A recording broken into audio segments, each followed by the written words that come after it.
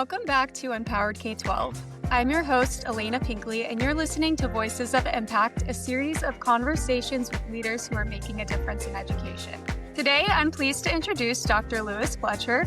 Dr. Fletcher serves as the Executive Director for Joint Operations for District 49 in Colorado, overseeing critical functions like transportation, nutrition services, facilities, security deployment, and strategic planning for a large school district. Dr. Liu, welcome to the show. It's my pleasure to be here. Yeah, we're excited to have you. Just to start off, I just wanted to have our listeners get to know you a little bit better.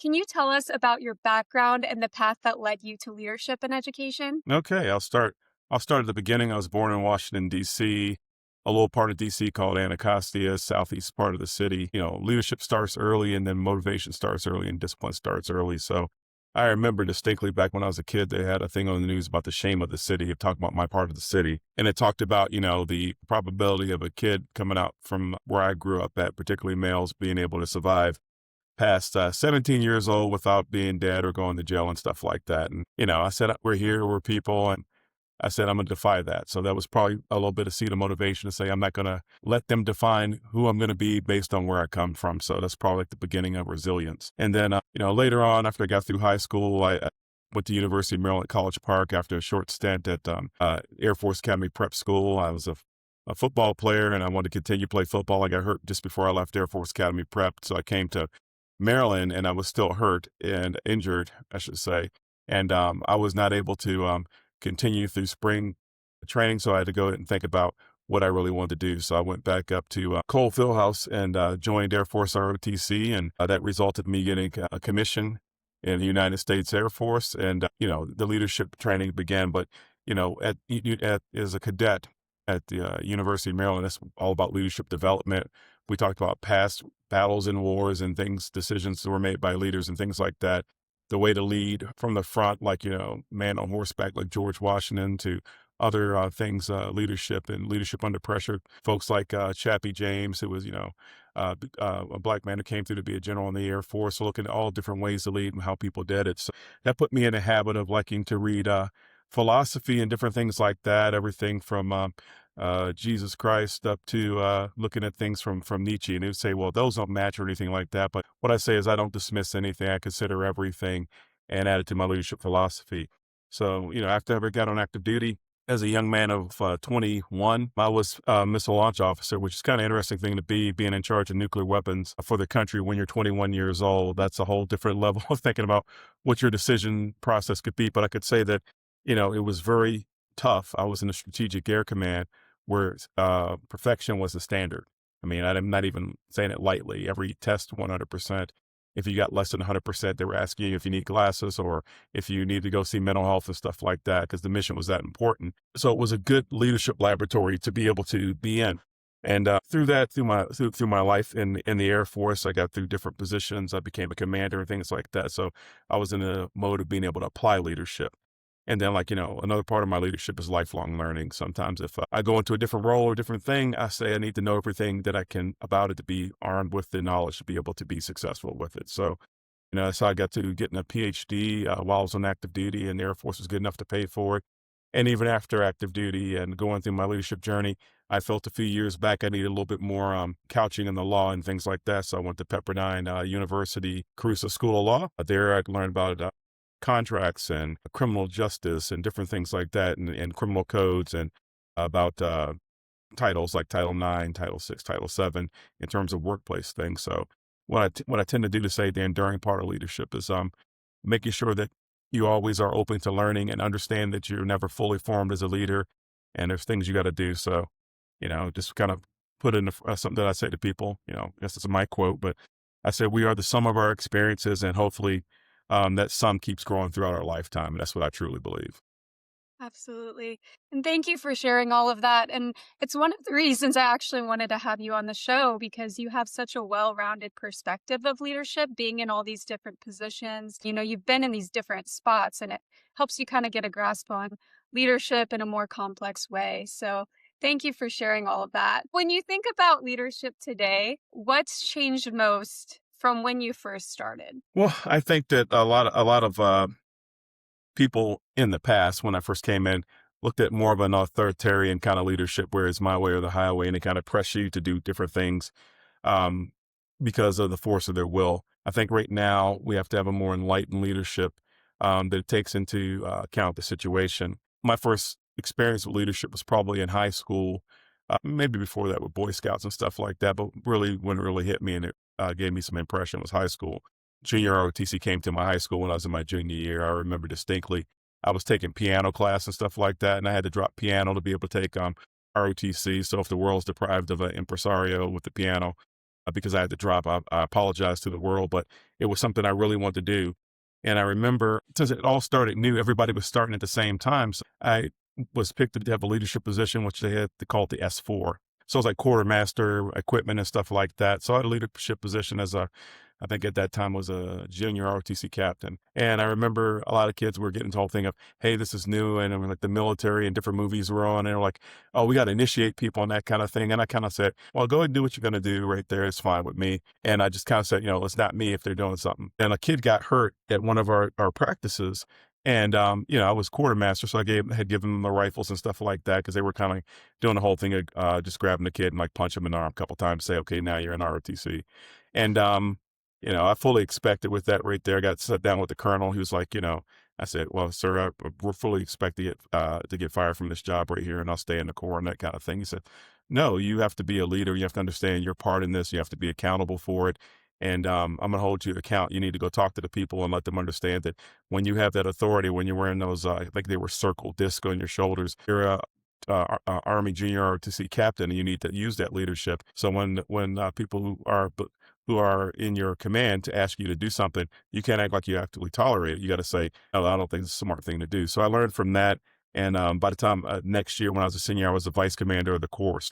It taught me that people will hold you accountable, and if you show them that you're being accountable, after that, they'll give you more leadership right there. I learned from that you don't just throw people away and look for the next one to come up. You kind of teach them and mentor them, because when somebody's got something that you can fix, that you can identify it could be fixed, and you actually fix it, you know what you're getting, versus saying maybe the next person will be better. So, I learned accountability, responsibility. I learned how to care for people. I learned how to trust leaders and take care of them like I want to take care of their family members. And I know I learned most from that whole situation. It was my duty to take things seriously. Hmm. And sometimes I could be too serious. And I think my wife's worked on the last 36 years of making sure I wasn't overly serious on that. But, and what that took on to what I have right now, I served and thought about that kind of thing with my military career, my career in education and things like that. All my professional experience are reinforced by that idea. One of the things I think is key and important about what I like to do is that I develop people. So when I develop people, I kind of develop them with those values in mind, to say, take care of people, understand that you're responsible and accountable for your decisions. But I also try to, my wife is probably a good part of that. Don't let the weight of decisions be so much that they crush you. Make sure you understand that, you got to be able to take off the super serious thing and be able to relate to your people and make enjoyable experiences for them as well. Hmm. Yeah, and I agree. I think accountability is probably one of the most important things in leadership, because if you can't take accountability, you're not going to be able to grow or learn as a leader. So I really agree with that too. What values guide how you show up, especially when the answers aren't clear? Yeah, I think some of these people will recognize if they've ever had the Stephen Covey kind of training right there. I show up as an active listener, because one of the things I do is I seek to understand. I really, really, really try to make sure that I listen, because it's very important to listen to what people are saying versus just hearing them. So that goes to the second piece I bring to it. And it's also a Covey thing, is that I share and I clarify what I heard. I say, you were saying this, let me make sure I got this right. I don't want to go off on a tangent and start going with what I think you said. I want to verify what you said so we can talk about it in that way. So it also lets them know that I was actively listening. I was able to say back what they talked about. So that's when I'm seeking to be understood, by first letting them know I understand them. And a lot of times, life is like a mirror. If I'm seeking to understand them and I start clarifying what I heard from them, they'll start clarifying what they heard from me. And that way we don't have a situation where we're violently agreeing, where we're arguing at each other about the same point and actually agree. So I try to make sure I do that. And then, like, one of the things I do as a leader is I consider all voices when I'm deciding a course of action, in the military. And after that, I listen to everybody. I try to collaborate. But one of the things I'm clear about is I don't make decisions by committee. just because the majority said, let's do this, I still got to live with my decisions after that. So I know my Mhm. decisions are strongly informed by the people I'm collaborating with, but I never just like abrogate or give up my leadership to say, well, this is what the mob said. Cause I don't think the mob rules don't work in that way. But what I'll say, go ahead. Oh, I was just gonna say you're absolutely right. They tell us a lot in leadership. Sometimes you just have to trust your own internal compass because just because everyone's saying the same thing doesn't mean it's true or right. No. And that's one of the things as people grow as leaders, they need to understand is that you got to make your own decisions. You should definitely listen. It's not listening is again, is actively listening to see what's going on. If there's elements you can incorporate, and also you got to have the leadership to abandon your idea if you're hearing better things from your collaboration. So that's the one thing too. It's not always this gets away from my way or the highway. You can't fall in love with your ideas so much that you discount other people's really good ideas. So I do that. But regardless, at the end of the day, whether it's informed by them and using some of their elements, I take ownership, complete ownership for my decisions. And anything that's going to be a blowback on that, it's going to be a blowback on me. Never blame the people who collaborated with me. I'm never going to throw them under the bus if the optimal outcome doesn't happen. So that's one thing you got to understand as a leader too, is that you got to be accountable for your decisions, and you cannot be a person who throws the people who worked with you on that under the bus. Hmm. Absolutely. So with district leadership, they can kind of feel a little bit more far removed from classrooms in comparison to Mhm. educators because they're overseeing different operational pieces of the district. So, how do you stay connected, in the day to day realities of the staff and students? One of the things, like I said, I think that one of the best things about being with adults and then teaching adults about different things is the benefit of their experience. I rely heavily on my experience. Goes back to my Air Force time. I remember when I was in the Air Force and when I was, privileged to be able to be responsible for young men and women coming from all over the country as a commander, executive officer, what have you, flight commander, whatever. Those kids arrived from high school and they had an experience coming out of high school and that kind of thing. And what I would see a lot of times is sometimes those young folks were not seen as the greatest people from their high schools, didn't have the whole thing where they had the greatest potential put on them by teachers and peers and stuff like that. But what I also witness is the fact through um, Air Force training and focus and mentorship, they became some of the greatest people that I will ever know. And with those folks coming out there and learning that, it kind of throws a shadow on what people thought of them coming out of high school. Those same people, when they went back to visit high schools and things like that, people were like, oh my God, I can't believe how great you've become and all that kind of stuff. Like they were always great, but there was a way to teach them. So I always have it in my mind when I was at the university and then desiring to come to K-12 education is that I want to be able to pay it forward and make sure that those students have a connection and have the support they need, not to feel like they're less than when they go wherever they go next. They can feel like they have the support of the people who sent them there. So that's kind of how I work to be able to connect my people to that, to let them know that, we are part of their education. We contribute to every kid who walks across the stage in our school district. So if the light's flickering in a classroom and one of my facilities folks doesn't fix it, it's distracting to the classroom. So when this teacher is there and able to teach without the light flickering or the temperature being wrong, they didn't have to climb over piles of snow. They didn't have to go through bushes or they didn't have to fight like, wildlife rodents and things like that to get in. When they get that hot lunch every day, when they were able to get off that school bus to get to school, when they were able to be in a safe environment because my safety and security people took care of them, then I know that, test scores that are higher go back to what my people do in support. It goes back to great facilities and great support and great operations.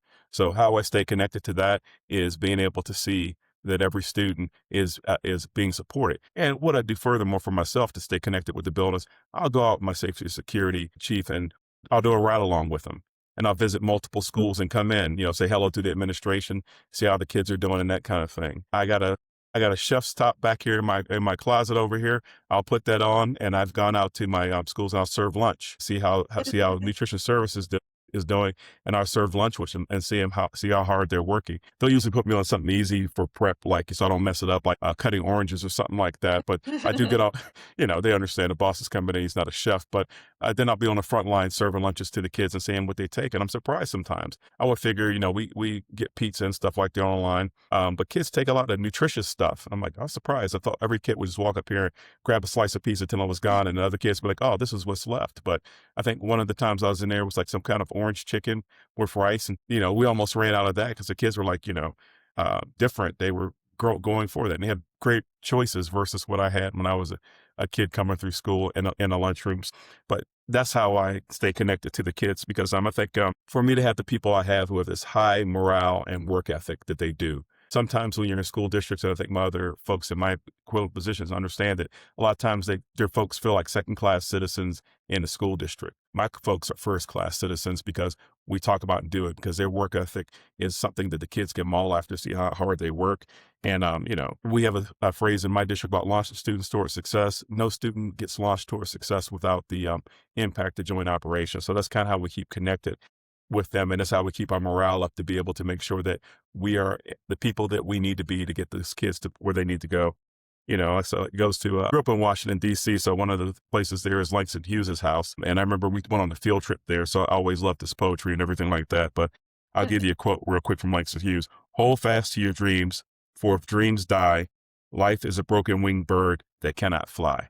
And those kind of things kind of stick with you, is that, you got to have dreams. You got to dream bigger. You got to dream that you can soar, because if you dream that you can't do anything, then you won't be able to do anything. And that's the kind of, absolutely. So that's the ethic I give to my people, and that's how we keep the morale up, and that's how we stay connected to the students. Absolutely. And those are really great examples. I love the one about you going in the lunchroom.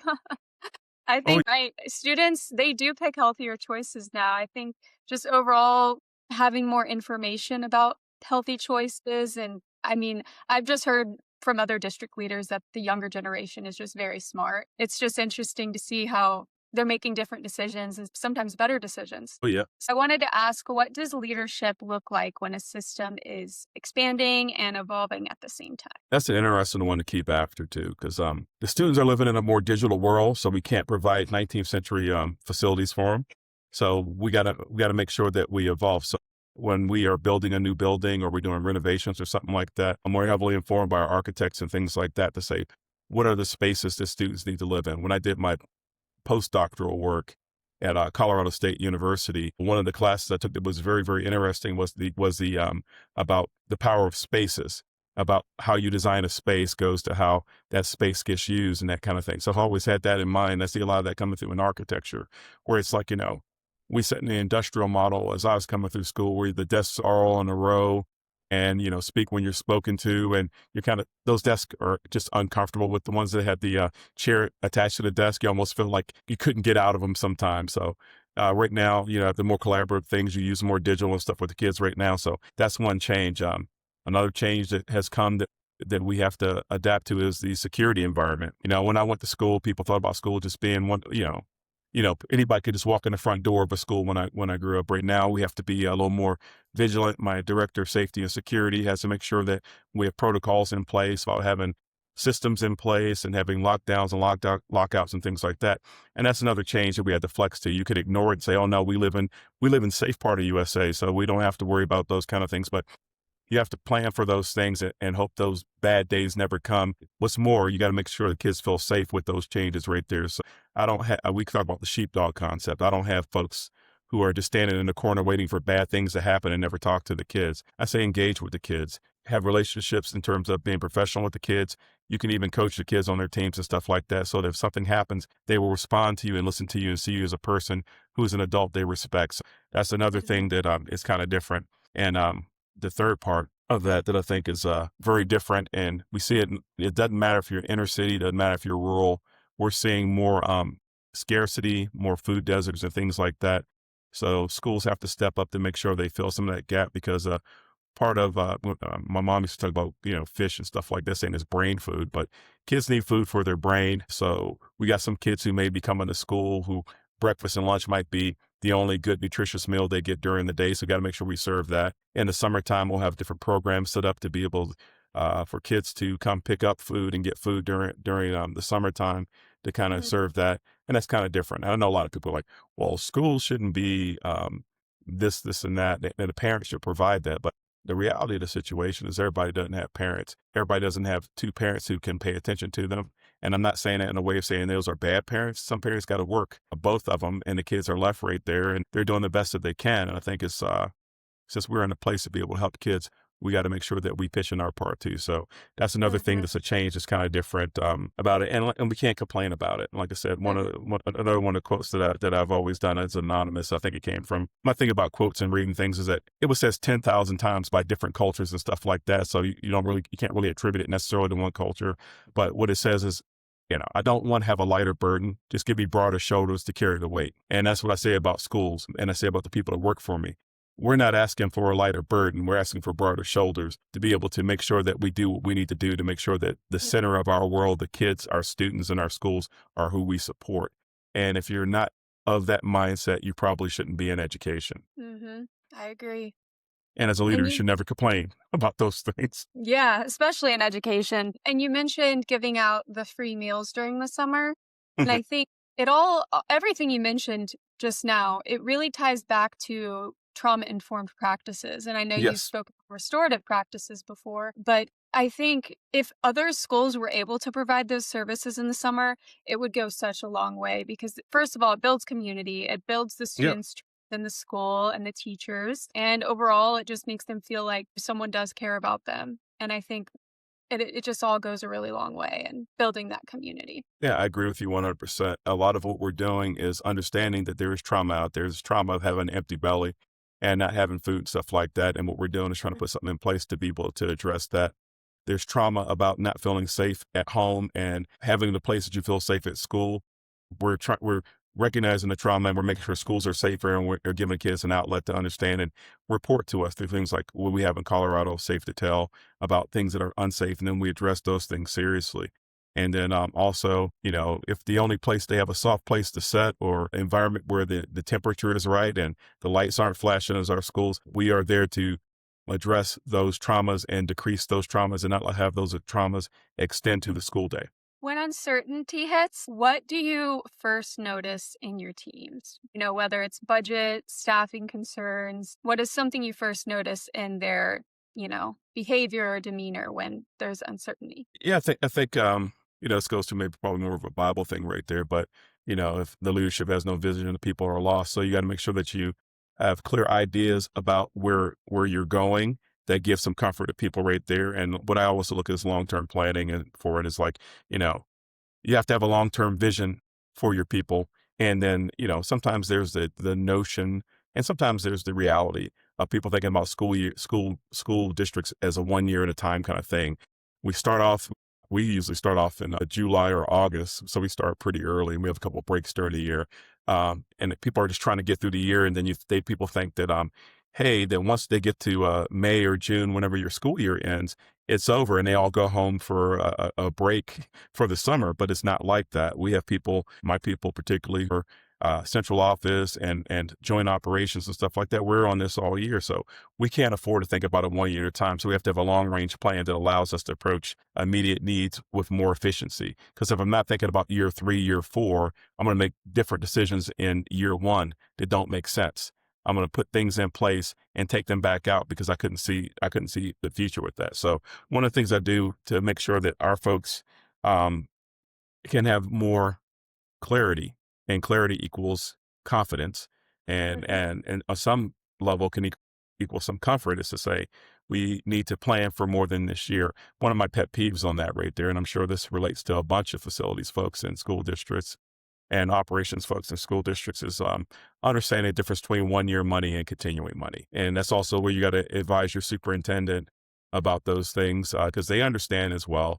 But, sometimes you just got to do what you got to do. But when you spend 1 year money and you start to expect that there's some other money is going to come behind it, doesn't happen. Then you start getting places where programs and things are impacted. One of the things I can say to give clarity to folks out there, tenants alike and people who are on the cabinets, is that be very, very stubborn and make sure you use 1 year money for 1 year things and use continuous money for continuous things. That way you have less trouble when you're looking at making reductions and things like that. And also my other pet peeve, since I'm on here, I got a forum right on my soapbox right now. So Mhm. don't use deferred maintenance as a Jenga game, because eventually that tower is going to fall down if you keep taking money out of deferred maintenance to be able to do other things. Eventually, you're going to have those flickering lights, and you're going to have those pests in your school when that school goes ahead and starts to collapse. Mhm. It's not a good thing. And we've seen that happening a lot after COVID. Oh yeah, absolutely. There's so many just new things and new facilities, but I think when they don't look at the deferred maintenance, it just ends up costing more out of your pocket than it would have to just manage it. Yeah, it's not So, good to have a facility looks pretty on the top and you're just throwing all of the cosmetic things and it's rotten to the core. And that thing's going to go any day. And like I said, you could say operations leader could say, well, I'm gonna retire in the next couple of years, but that wouldn't be good stewardship because it's all about the students. So I try to make sure that these buildings and these things we have are going to be here long beyond me. So I got to do good work and good planning right here to be able to hand it off to the next person. absolutely. And I know D49 has made some intentional choices around budgeting for uncertainty. Mhm. So I wanted to see if you could talk a little bit more about the thinking behind that. Well, uncertainty will come. And right now, the biggest thing we can do is take care of each other. And one of the things right there when people talk about, well, how can you reduce your workforce or something like that, and you're saying you're taking care of each other. One is understanding things I said before about not using 1 year money for multiple year things. That's a thing. But the other thing is making sure that people can cross train and understand what they need to take care of each other. Always to have people have strategies, even in good times, to be able to save money and be efficient in those actions right there, because that shows ownership. I think about it. If you wouldn't do this at home with your own finances, certainly don't apply it to doing something like this with your people and stuff like that. So make sure you plan for it, because then when inevitably you get to a place where budgets come up, you already have some practices right there that you won't, maybe instead of being uh, $15 million in a hole, maybe you're $7 million in a hole, and it gives you a solution for how to get out of that. So you want to make sure that at all times you're thinking about being efficient and thinking about that, money's not always going to be rolling in. I don't think money is always rolling in school districts anyway. This in these past couple of years, we've had the things where some of the monies that we used to count on have not uh, come in for whatever reasons. And we can't get mad at those reasons. Because we could, and we could say, well, we can't do anything because these things are coming in and we cannot do our jobs. But instead, what we got to do is say, how can we continue to do our jobs? Um, when, when the money is just not there. Hmm. And like I said, when you got to do cuts, I'll give a few of my points right there. One with a few cuts, you got to go. I always say you got to do it with a scalpel, not with a machete. You got to figure out the essential things that you need, which means that if you had 12 divisions in your school district, you can't go through and say, I need each of you to cut the same amount, because things don't work that way. We call that like a peanut butter spread. You can't just go through and say, everybody cut equally and we're all good. You have to say, how can we cut this to make sure that the school district still works and operates? And that's kind of hard for people a lot of times. What do school districts work on? They work on people. So a lot of the cuts are going to be people, but you also got to look at your programs, the other support things, and you got to think smartly about how you're going to be able to continue to do it after it's all cut. Hmm. So, you know, and also, I guess advice to other people who are going through this kind of thing, you got to think about positions and programs and not necessarily people. When you start thinking about people, you got two things that can go wrong. One, you keep a person because of a personal relationship and that kind of thing, and you get rid of another person you need. And then nobody's served by that because the school district can no longer operate with that. But with that also said, you also got to think about the people who got to go. In my district, we have some financial things to be able to let them go and be paid for a few more months so they can dedicate their full time to being able to look for jobs and things like that. We did Hmm. ours early to make sure that they didn't miss the window for when jobs are open in education starting in February and things like that. What I can say to our credit on that is that we've had a lot of people who've been able to get jobs back in the school district or elsewhere because of that. So we are thinking about the people right there. I don't think there's a good leader out there who's thinking about and rubbing their hands and going, moo, ha, ha, ha, ha. I'm going to get to cut some people today. No, it's not like that. And it is a burden, when you're sitting in that cabinet room and you're talking about doing these kind of things, you see people go through it. and Yeah. they're not doing these things casually, and nobody really wants to do it. But the alternative is that we all fail. The district fails, and then we fail our students, and we can't do that. Absolutely. And I think it even affects the students more than we realize, especially if they have like Absolutely. a teacher they have to lose. When I was in school, we never faced, layoffs. Yeah. I mean, and like so. I think my recording just stopped for some reason, but it looks like it came back on. So we'll just Okay. continue from where we were. All right, like I said, technology and technical things right there. But yeah, I got what you said about when you're in school, you didn't face it right there. We have kids coming to the board meetings and saying they don't want to lose their teacher and that kind of thing. And it's tough, it's heart wrenching. And we don't want to lose their teacher either. They're great people. Yeah. If we get this whole airplane back up to take off again and get it back up in the air, we'll probably looking to get their teachers back, and if we can. But before that happens, we'll look to get their teachers to other places where they can teach other students. It's just a bottom line kind of thing right there. Nobody thinks this is good, or the way they woke up and said what they wanted to do. Nobody wants to go into a room and think about what programs and people, what programs and positions do we cut that represent people to get to a place where we need to get to. Nobody wants to do that. But even in the beginning, just thinking about it from a personal aspect, I mean, I said, I've been doing this for a long time. I'm at a place where I've already retired a couple of times. I could just retire again, and I could say I could stand up there on my high horse and say, I refuse to do this. This is the wrong thing to do, and just walk away from it all. Hmm. But what that does is my leadership is not available in that equation anymore. They're still going to be able to cut people and do things like that, but they won't have the benefit of my understanding about operations, how that should be done. So yeah, I stay in the fight. So I stayed in the fight. I looked at it. We had some of the largest cuts monetarily within the district over in operations right there. But in that Hmm. whole process, we preserved the capacity that we needed to preserve to be able to have effective operations. And I got fantastic people who work for me. Hmm. So so when they see what I'm doing and what has to be done, they're going back in there and they're thinking about ways to do it smarter and better. So Hmm. that's probably one of my biggest benefits right there is collaborating with my directors who work for me and taking their advice when I can, and then let them understand transparently when I got to do the hard things. And I think they appreciate me for doing that as well. So, Hmm. that's my perception as they tell me. And this kind of ties into our next question, and kind of what we talked about earlier, where we have to trust our own internal compass sometimes to make decisions, even if everyone else, doesn't fully agree. But can you talk through a moment when doing the right thing felt harder than doing the popular thing? Oh, those moments come up all the time. Like I said, I always talk about my integrity, and I said I'm going to do things that I need to do. Um, that my integrity counts for it. And like I said, in terms of, we talk about a compass right there. One of the things we happen to have in my school district is called the cultural compass. And at the center of that is at the center of the compass is how we treat each other. And that's respect, care, trust, and responsibility. So when those hard times come up and it's about doing what's right versus doing what's popular, I look at the cultural compass that we all understand and know and say that, you know, I can't do something that lacks integrity to boost my popularity. A young lady who's a superintendent in an adjacent district over here, Amber, and I would tell, and she would, I would say something that was strange to her. I was coming out of the military at that time and coming off of higher education. I said, I don't need to have any friends. In the school district. And she's like, well, why would you say that? Well, of course I want to be liked by people, and I want to have good relations with people and know them after the school district. But what I'm saying on that thing is that when I make a decision and I'm making it with integrity, if you feel less of me for making a decision with integrity, or if you want to have animosity toward me for making a decision with integrity, then I don't need your friendship. And Mhm. I'm not going to make a disingenuous kind of thing so I can please your friendship, so I can be popular and that kind of thing. So Yeah.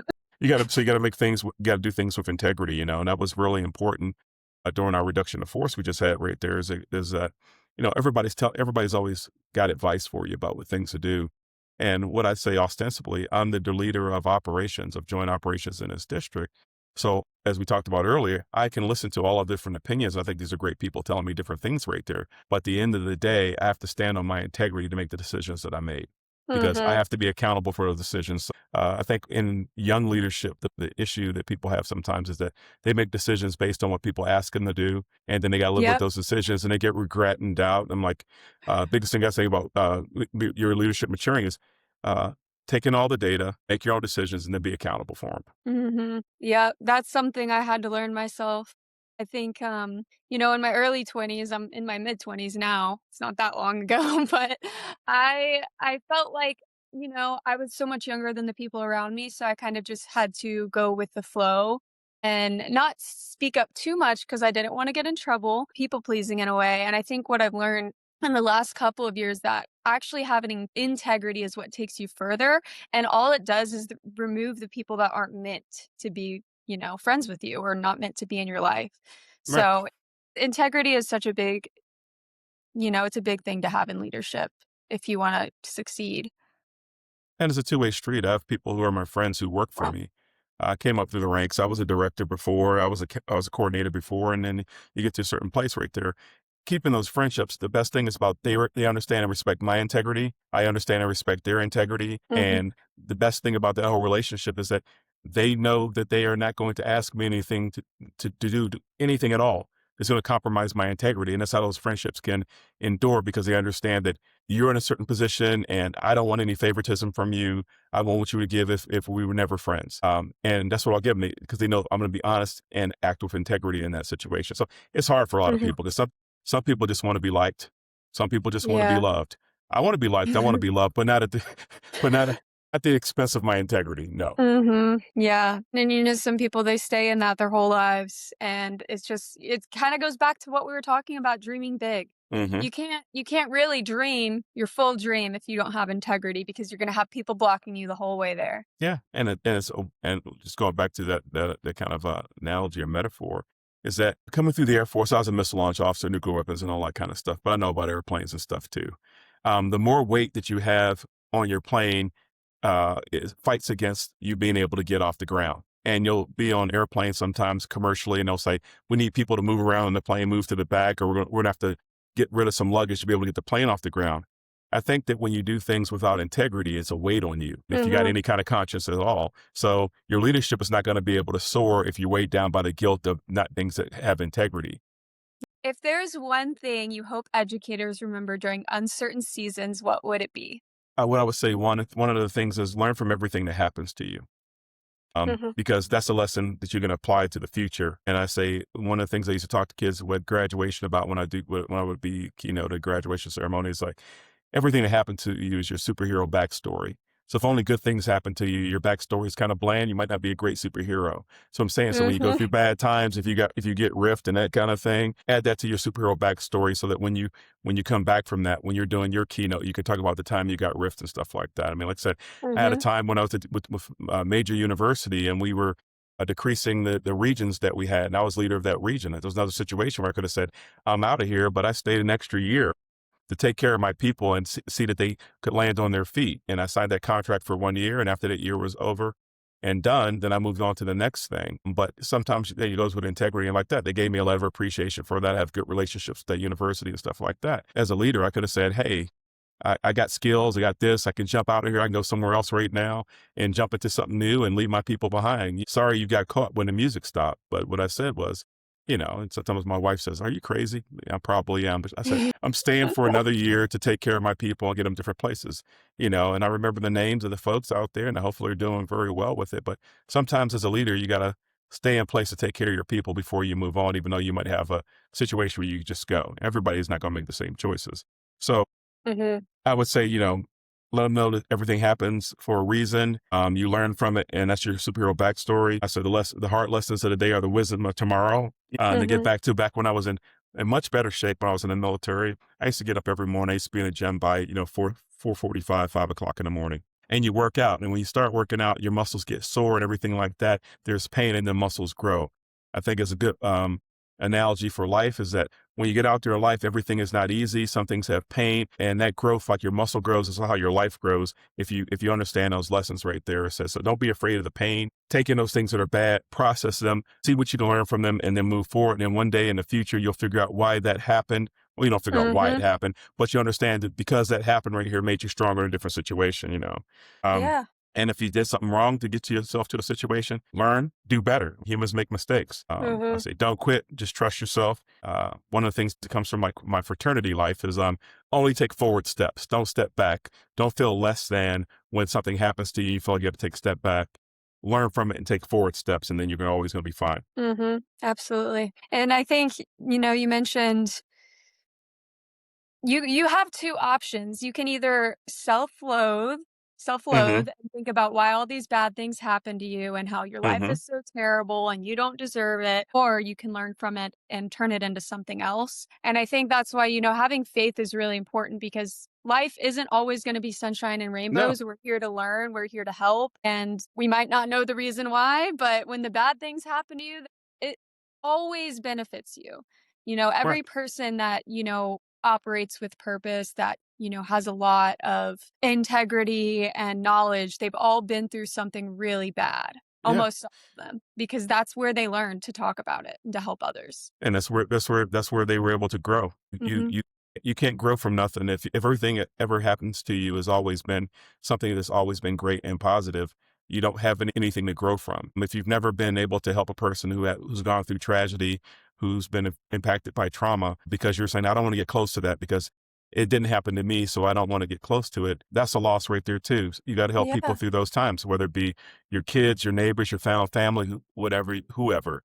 Yeah. Sometimes it can make people uncomfortable, I think, especially just working around certain people who have been through specific things, or if they're going through something during that time, they kind of distance themselves. So, yeah, I mean, just helping each other out and building community and learning from other people's traumas is what's so important. I agree, 100%. So, Dr. Fletcher, where can our listeners find you and your work? I'm all over the place. Like I said, one of the things that I'm very excited about is I'm a founding member of the American Coalition for Educational Environments. We're building some capacity to do some fantastic thing for district leaders. That should be coming to a city near you soon. So that's one of the things that I'm involved with. Being a founding board member is exciting because you get to have some, you have the opportunity to say what the ethics are going to be and the foundation of things are going to be. And being a person who's out here in the school district, I'm able to use my place that I set uniquely to be able to form that organization. So that's one place you'll find me. So when you hear about that, come on out to it and I should be there. Another place is Fletcher Mediation Services. That's my company outside of the school district. We do alternative dispute resolution help to include mediation and also investigations on Title 6, 7, and 9 kind of issues in workplaces and in school districts. So that's one place I can help with folks. A lot of the Title 9 stuff comes out of, not just sports with kids, but also inappropriate behavior and that kind of things. I'm there if they need me. That's also one of the profiles I have on LinkedIn. If people need those kind of things, Mhm. as you know, I'm running for to get back on the Colorado Public Employees Retirement Association, PARA. I say PARA too much, so I don't Mhm. think about what the words mean sometimes. I'll get back on the board of trustees because I want to make sure that folks in Colorado and school districts, when they finish, they do a lot of work. They do a lot of arduous things for not as much money as I think they should get, but I want to make sure they have a dignified retirement. So that means a lot to me. I'm on LinkedIn. So if anybody wants to go on LinkedIn and look at my background, I got something that they want to connect over, we can connect over that. Some things may be just like mentorship. Some things may lead to financial relationships to do some work for them and that kind of thing. So I look at that right there because I truly believe with Shirley Chisholm, she is the first Black woman to be in Congress in the United States. And she always said, service is the rent you pay for the privilege of living on this earth. So I think I kind of take Mhm. it to heart. I always look to serve. People ask me, why would you run for a position on a state board about retirement? You could certainly just go do something else or not have to worry about having those obligations or commitments. I said, it's about the service. Why would I come out into my community and try to do some organization to make sure that people can do something they want to do?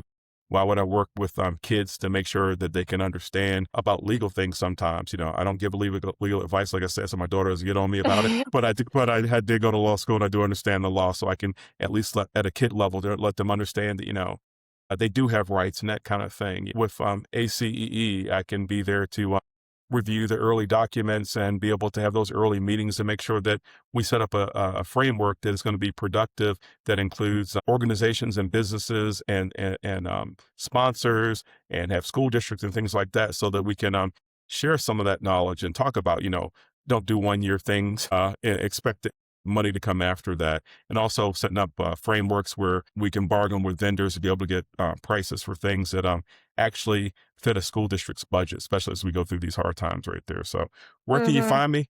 I guess you can find me wherever you need to find me. Absolutely. That's true. And you mentioned when you were talking about the bar exam, I think it's really interesting how having that education, you can apply it in different places. Even if you're not giving strict legal advice, you could Right. still apply that in different places. And I think, that's part of why I enjoy learning, even if it's topics that I don't think are that necessary in the moment. They always Hmm. benefit you later. And then to all of the conspiracy theories, all of that stuff, I just know everything just in case I ever need it one day. Yeah, and that's one of the things about that, Richter. One of the greatest things out of law school has been that not that I want to go take the bar or anything like that. One of the greatest things is that I understand how lawyers speak now. I understand what they're saying now.